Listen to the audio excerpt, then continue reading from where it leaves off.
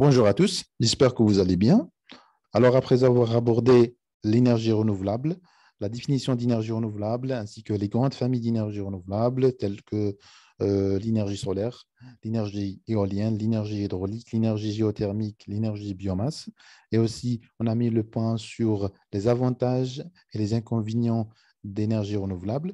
Aujourd'hui, on va mettre la lumière sur leur intégration en milieu urbain.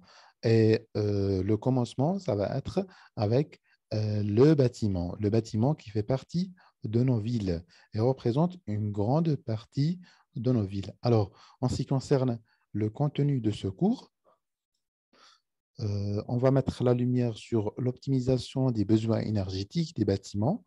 Ensuite, on va voir les réseaux de chaleur et aussi la production de chaleur décentralisée et finalement les bâtiments à énergie positive. Alors, la première question qui s'impose avant d'aller à l'optimisation des besoins énergétiques des bâtiments, c'est que le pourquoi. Pourquoi le bâtiment et quelle est sa relation avec les énergies renouvelables? Eh bien, tout simplement parce que le bâtiment est considéré comme premier consommateur d'énergie. Alors, le secteur du bâtiment est le premier secteur de consommation d'énergie en France, puisqu'il représente 44% de l'énergie consommée.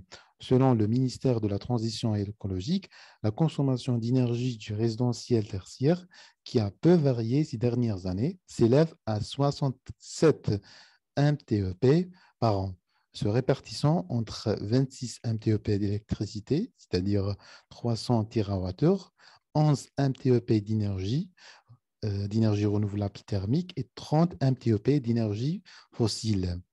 Alors, MTEP, ça, c'est une unité de mesure d'énergie qui veut dire mégatonnes équivalent pétrole. Alors, vous voyez, le bâtiment consomme énormément d'énergie. C'est la raison pour laquelle il faudrait réduire cette consommation. Alors, le secteur présente une particularité. Il consomme plus d'énergie qu'il n'émet de gaz à effet de serre, contrairement aux autres secteurs. Qu'est-ce que ça veut dire? Eh bien, c'est que le bâtiment, certes, vient en première position en termes de consommation énergétique, mais ce n'est pas le premier en termes d'émissions de gaz à effet de serre. Il y a d'autres secteurs qui viennent en première position. Chaque année, le secteur émet plus de 123 millions de tonnes de CO2, soit près du quart des émissions nationales. C'est donc un des domaines clés pour la lutte contre le réchauffement climatique et pour notre économie. En 2016, le post-logement représentait en effet à lui seul 30% du budget des émissions du bien des ménages français et la facture d'énergie pour le chauffage environ 8%. Alors vous voyez, aujourd'hui, il y a tout un travail qui est en train de se faire sur le secteur du bâtiment parce qu'il est consommateur d'énergie, il est émetteur de gaz à effet de serre. Pour rendre le bâtiment plus économe en énergie, il faut rénover massivement l'existant et développer des normes plus strictes en termes de consommation d'énergie pour les bâtiments neufs. Produites localement, plus sobres en gaz à effet de serre, les énergies renouvelables ont toute leur place pour réduire l'impact climatique des logements. Alors, vous voyez ici, donc, le travail il est en train de se faire non seulement sur les nouvelles constructions, mais aussi sur les bâtiments existants.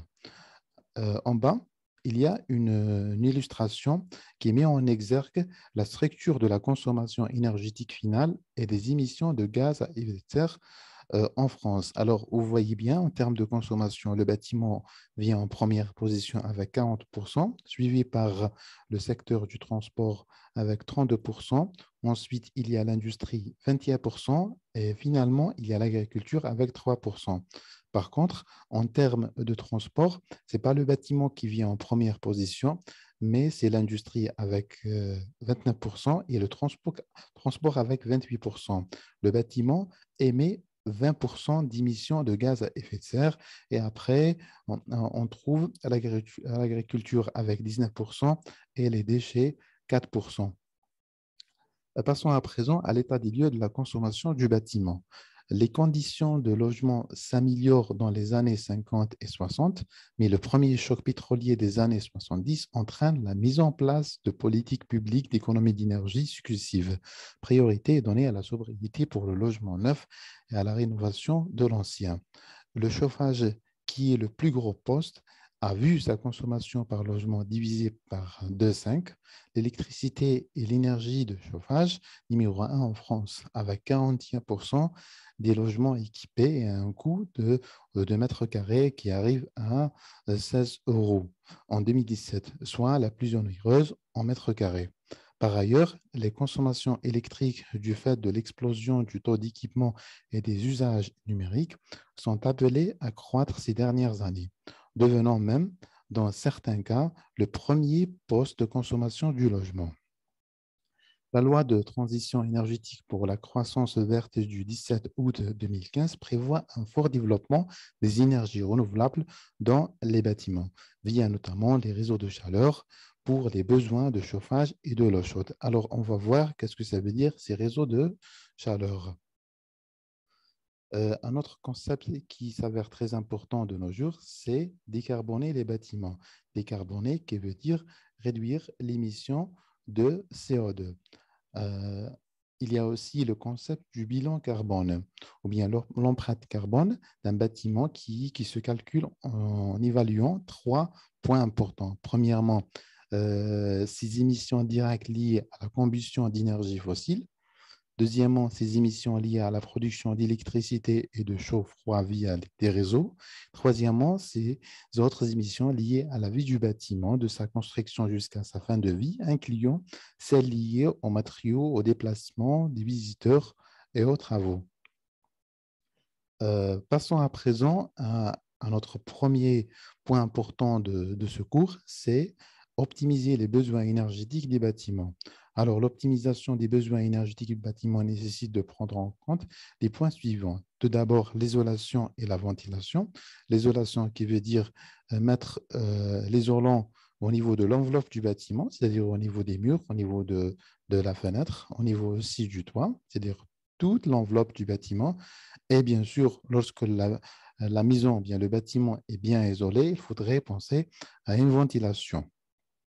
À une ventilation, que ce soit naturelle ou par un système mécanique, par exemple une ventilation à double flux ou bien un simple flux. Il y a aussi le point des équipements thermiques et électriques en privilégiant les équipements efficaces. Et cela fait penser, bien sûr, à l'utilisation des équipements qui sont économes en termes de consommation énergétique. Par exemple, au lieu d'utiliser des lampes à incandescence, on peut opter pour un éclairage LED. Et aussi l'architecture, qui est un point très, très important. Il faudra opter pour une architecture bioclimatique, exposition au soleil, matériaux ayant une forte inertie thermique, pouvant accumuler de la chaleur et de la fraîcheur, par exemple. Donc, ces trois points clés pour optimiser les besoins énergétiques des bâtiments. Alors, en termes de réglementation environnementale sur la construction en France, la construction de bâtiments neufs est soumise à des obligations strictes. Diminuer l'impact carbone des bâtiments, poursuivre l'amélioration de leur performance énergétique et en garantir la fraîcheur pendant les étés caniculaires. Tels sont les grands objectifs de la réglementation thermique 2020, qui s'appliquera aux constructions neuves à partir du 1er janvier 2022. L'avenir du bâtiment à énergie positive, on va voir qu'est-ce que ça veut dire, ce concept très important, bâtiment à énergie positive, alors qui s'inscrit dans une dynamique d'optimisation énergétique globale, impliquant une évolution des infrastructures et une meilleure gestion de l'énergie, réseaux intelligents et smart grids. Alors, on va consacrer tout un cours pour parler des réseaux intelligents ou bien smart grids.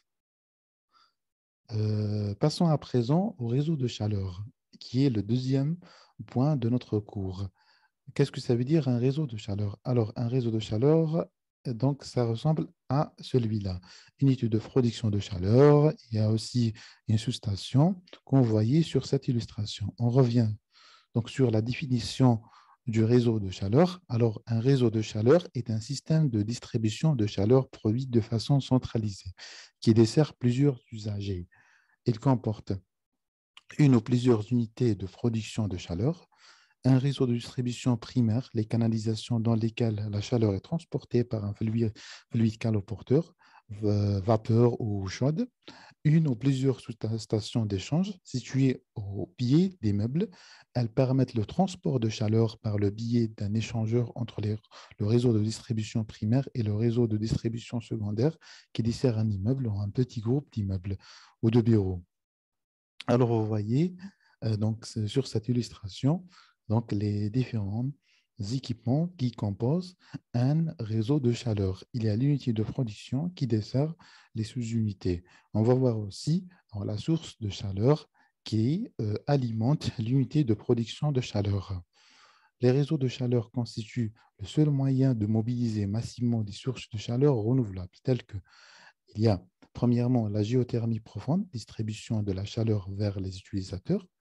Il y a la géothermie intermédiaire de grande puissance, assistée de pompes à chaleur. Il y a la biomasse de grande puissance, donc construction des chaufferies en périphérie des villes pour faciliter l'approvisionnement. Il y a aussi la chaleur de récupération issue des unes d'incinération des ordures ménagères. La récupération de chaleur sur eau de mer ou eau, de lac ou bien rivière, et eau usée pour utilisation collective. La chaleur fatale ou bien la chaleur de récupération, la chaleur fatale issue de l'industrie, la chaleur fatale issue des systèmes de cogénération, la chaleur solaire thermique issue des champs de capteurs. Elle est peu utilisée en France à ce jour. Passons à présent aux installations individuelles. Alors, le chauffage domestique ou la production d'eau chaude sanitaire représente près de trois quarts des dépenses énergétiques du logement. Certains systèmes de chauffage sont plus faciles à installer et donc moins chers à l'acquisition du bien, mais beaucoup plus chers à l'usage. Les équipements à partir d'énergie renouvelable peuvent nécessiter un investissement plus important au départ, mais sont plus économiques en fonctionnement et représentent donc des économies sur le long terme. Certes, l'investissement en termes d'énergie renouvelable, il est très lourd au début, mais on va récupérer de l'argent au fur et à mesure. C'est ce qu'on appelle le payback time, c'est-à-dire avec le temps, on arrive à récupérer l'argent, ou bien on peut parler, le terme exact, c'est un surinvestissement. Certes, je mets de l'argent, mais avec le temps, je peux en récupérer. Alors, les systèmes individuels qu'on peut installer, il y a le vieux système qui s'appelle le chauffage au bois, comme vous voyez sur cette illustration. 9 millions de foyers se chauffent avec le bois en France. Le bois est abondant, bon marché et constitue une ressource locale intéressante. Son utilisation peut être contraignante, c'est l'alimentation des appareils et manuels. Lorsqu'on parle de Powell, par exemple, elle le sera moins dans le cas des chaudières automatiques aux granulés de bois ou à palettes forestières. Un autre système intéressant, la pompe à chaleur. La part que vous voyez. La pompe à chaleur prélève un peu de chaleur d'une source, une source froide par exemple, sol du jardin, air environnant ou eau d'une nappe, augmente son niveau de température et restitue une chaleur à une température plus élevée dans le logement. Son fonctionnement est d'autant plus efficace que la différence entre la température du milieu où épuiser la chaleur et celle des émetteurs de chaleur est produite. Un autre système intéressant donc pour les logements individuels, donc c'est le chauffe-eau thermodynamique que vous voyez sur cette illustration. Cet équipement indépendant de production d'eau chaude sanitaire comprend une pompe à chaleur spécifique et un ballon de stockage 150 jusqu'à 300 litres de l'eau chaude produite. C'est une solution intéressante pour chauffer l'eau sanitaire sous réserve de respecter certains impératifs. Grâce à une pompe à chaleur intégrée au ballon de stockage, alors ce système permet de produire de l'eau chaude en réduisant sa facture d'électricité. On a un autre système qui s'appelle le chauffe-eau solaire individuel, que vous voyez sur cette illustration. Alors, avec ce système, vous pourrez diviser vos dépenses pour l'eau chaude par deux, voire par trois. par rapport à un système conventionnel. Pour être totalement satisfait de votre choix, calibrez bien vos besoins. Le chauffe-eau solaire peut couvrir, selon la région et la taille de l'installation, 50 jusqu'à 80% des besoins moyens d'eau chaude sanitaire. La totalité des besoins en été, ce qui permet d'éteindre complètement la chaudière. Donc, c'est très intéressant comme installation individuelle. Il y a aussi le système solaire combiné, le SSC. Les systèmes solaires combinés peuvent s'installer partout, mais conviennent particulièrement bien aux régions froides et bien ensoleillées où la période de chauffage est plus longue.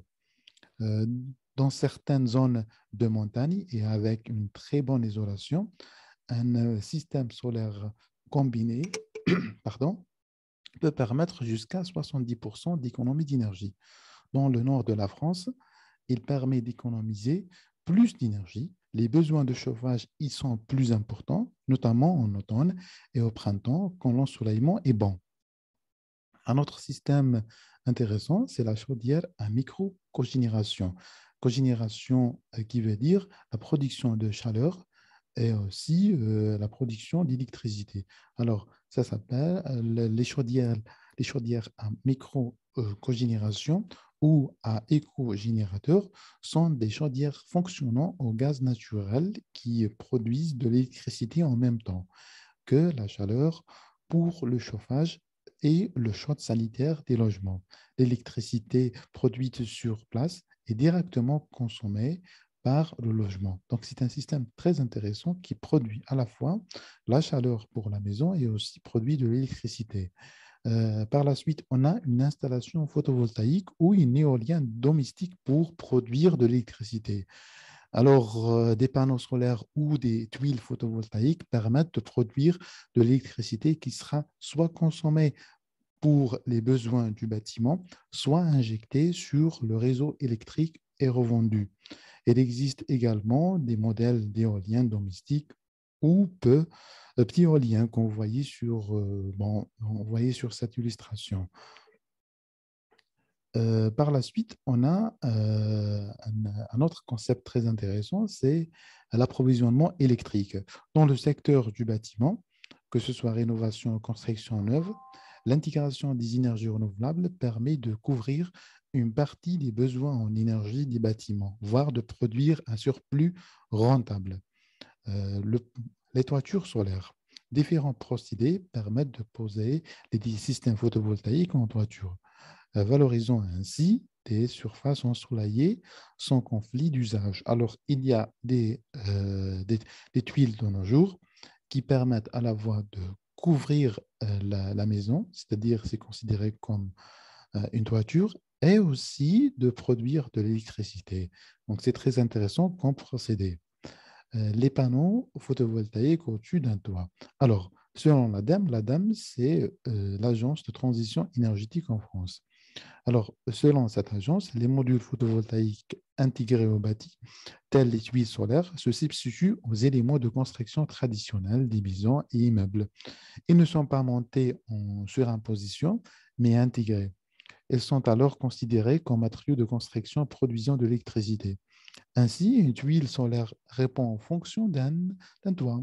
Donc, c'est considéré comme une étanchéité. Dans le neuf, certains modules intégrés en toiture présentent une rentabilité équivalente au système surimposé, car ils viennent se substituer aux matériaux traditionnels.